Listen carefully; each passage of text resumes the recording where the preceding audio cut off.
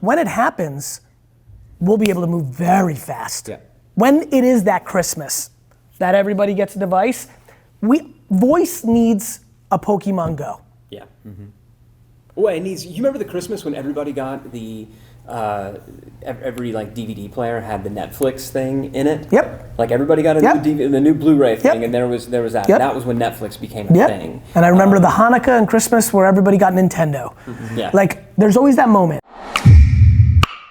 Given that you're talking about 50 years and making this big like Peter Thiel level thing, I mean obviously that's out a long way, so we can't even really begin to imagine what that next big thing could be. Something that layers on top of blockchain, something that layers on top of voice, something that layers on top of VR, something that layers on top of AR, something that layers on top of an invention that's a framework that I don't even know yet. Yeah. That's what I'm good at. Show me the framework, I will be the first layer above that. Mm-hmm. So I want to get, because this gets to your thesis and your process a little bit. Voice. You're really big on voice. I am. I don't see it. Well, it's not that anytime I hear myself saying I don't get it, that's like an alarm that goes off in my head saying you're being an idiot. You may not value time the way I do. Well, so I guess my thing is and again I don't want to argue. No. The benefit argue. of What are you talking about? This is this is what's going to bring value to the listener right now. Getting process though of it, because I look at human behavior also, and it's hard for me to imagine people vocalizing half of what they would search for. And like you look at a lot of what are the kids doing. I always look at what are a lot of the rednecks doing. Yeah, and I love middle America as much as the next guy. Yeah. This is about time. Yeah. So once the technology catches up, for me to be sitting with you right now, and I have a thought right now that I want to tell my admins. Mm-hmm. Alex, make sure I get to the meeting on Thursday, and that's done.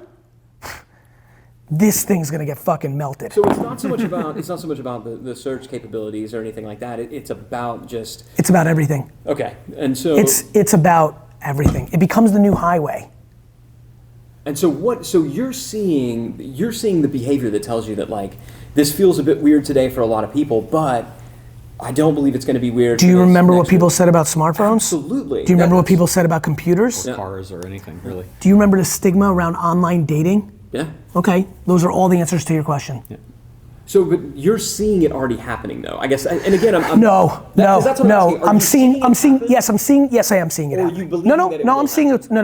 I am seeing that it's happening. The amount of 3-year-olds in the world right now that get the internet to do exactly what they want, who have no ability to spell or write, is enormous. Mm-hmm.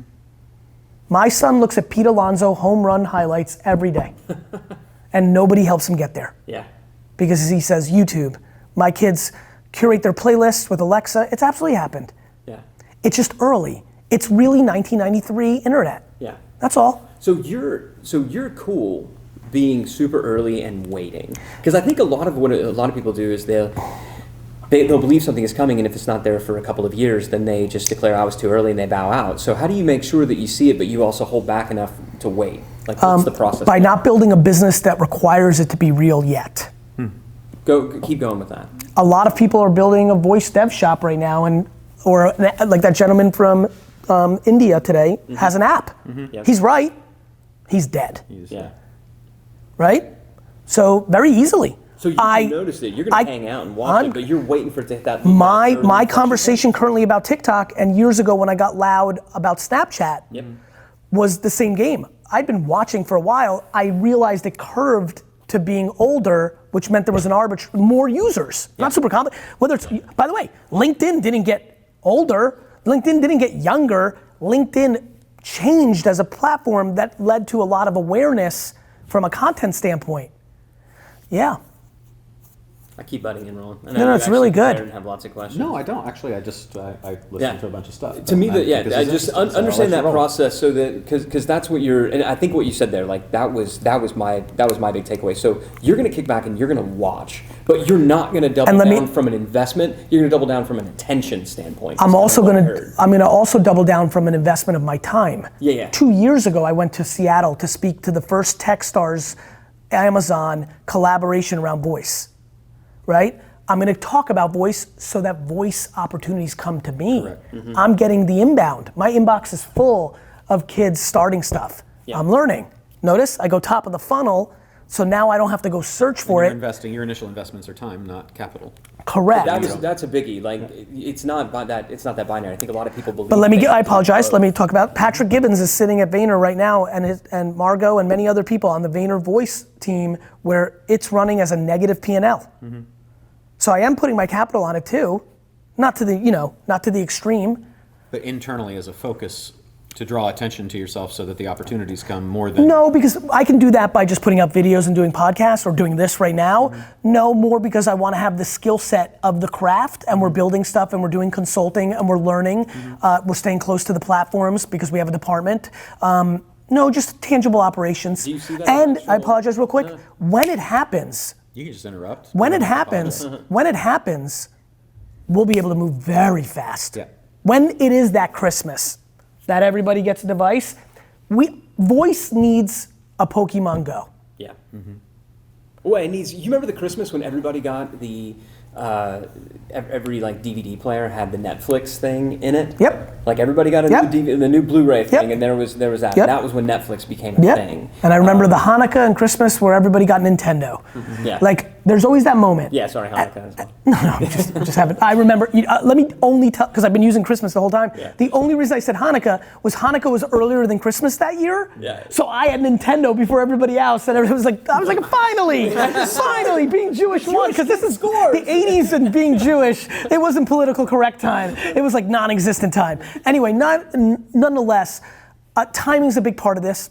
But yeah, I think that I very much have a knack for understanding what's about to happen. Now it's about refining that. I invested in Yobongo. I talk about it a lot. Caleb was a great kid, but he was the beginning of this next generation of just kids being kids to be entrepreneurs, not actually that's not even true. I don't actually know how much, actually that's the point. I don't know, I didn't vet Caleb for Yobongo to know if he sold blow pops or DVDs or played store or had a Pokemon collection that he flipped, right? That's when I leaned in too much to tech for the sake of tech.